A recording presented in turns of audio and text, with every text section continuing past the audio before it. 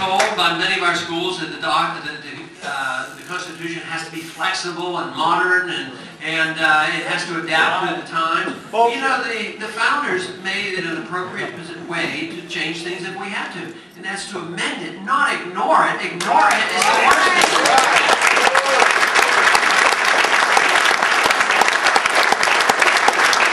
But we have forgotten also what the concept of national sovereignty means. We really want the sovereignty of the individual, and that's what we really want, the restoration of the right to our life and the right to our liberty and the right to keep the fruits of our labor. That's what we really want. But sovereignty in the national sense is still something that we should struggle for and fight for. But one reason why I think they have not protected the borders is I think that too often leaders in both parties have been determined that we're going to work toward a North American Union, which we do not need that, and we certainly don't need this superhighway that's going to confiscate millions of acres of land under eminent domain. So we have literally done the things that we shouldn't do and do the things that we don't do the things we should do at all. We should be protecting our borders, protecting our privacy, and doing these many things. Our government is supposed to protect our property rights, but what do? We don't have property rights. We don't own our property. All we do is pay rent on it.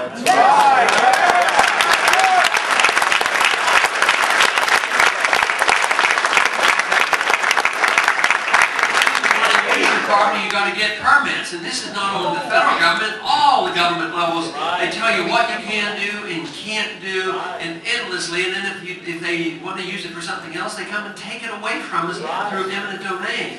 So this is a lack of respect for the private property, which is really the bedrock of what a free market system is all about.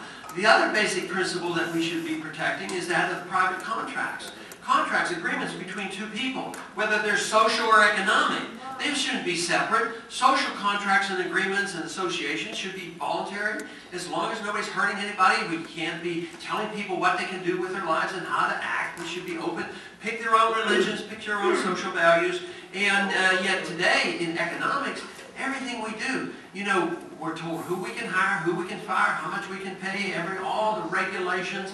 And when the voluntary contracts come in, and for instance, right now they claim, well, there's this housing bubble's collapsed, so what we have to do is come in and renegotiate the contracts and say, well, if you happen to hold the mortgage, well, somebody can't pay, well, the government's going to come in and say, well, he doesn't have to pay you anymore because, you know, he's having a bad time. But this housing bubble is a creature of the government, let me tell you.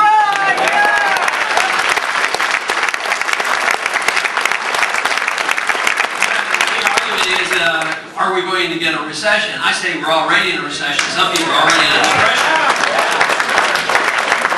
But all recessions and all depressions are only the correction from the malinvestment and the too much debt that has been accumulated by this monetary system that we have. And therefore, a lot of people do make innocent mistakes, and a lot of businessmen make mistakes because they get false information about interest rates. Capital is supposed to come from savings, but we save nothing. When the businessman wants something, the Federal Reserve comes in and just gives it to them, you know, on a platter, and this is the distortion, encourages business people to overbuild, too many condominiums, too many houses, and all of a sudden then there has to be a correction. So it is a dilemma, but there's no doubt in my mind that the business cycle can be explained. It can be explained by Austrian economics, and that is that it is caused by the Federal Reserve that comes in and manipulates the interest rate as well as the money supply. But how we get out of this, it's not easy because it's politically very difficult. Because the best thing in the world you can do when the correction comes, when the market says you have to have corrections, you have to have less of what we're doing, that nobody wants to take hands off. In the old days, in 1921, we had a depression that lasted 1 year and it was over. But in 1929, the depression started, and everybody thought we had to do so much, and the depression lasted until the end of World War II because of the mischief. So it's terrible to have to keep hands off. But you need to do that in order for the correction to come and for us to get back to work again. But the longer they prolong the agony of the correction, it will just last longer and longer. Markets do work. What we need to do is get the government out of the way a lot sooner. Yeah!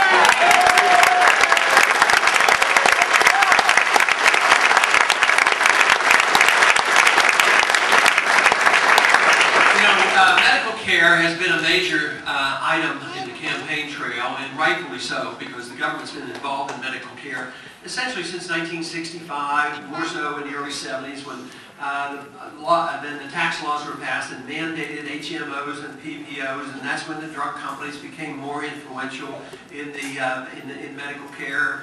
And now there's a medical industrial complex that runs the show. Corporations are involved. They make a lot of money, and they have come between the doctor and the patient. And this is all government manufactured, and we can correct that by just getting the government out of the way and allow you to get all your money back from taxes that you spend. That's right.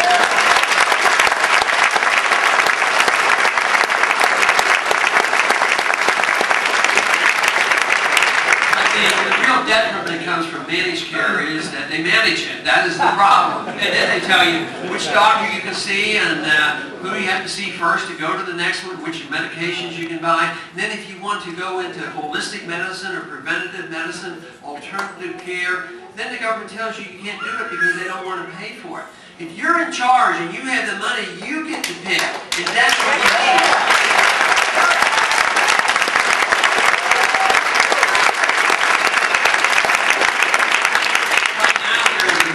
By the drug companies and others that believe that you shouldn't even have the right to buy vitamins and nutritional products without getting a prescription.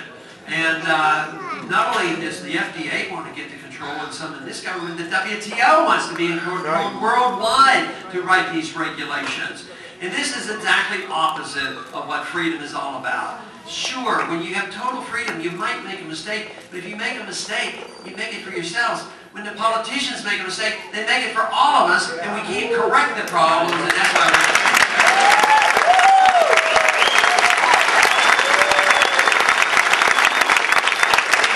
The healthcare problem, you know, when I talk to people, they say, I can't afford it, and that is true. But it also reflects back to this issue of inflation.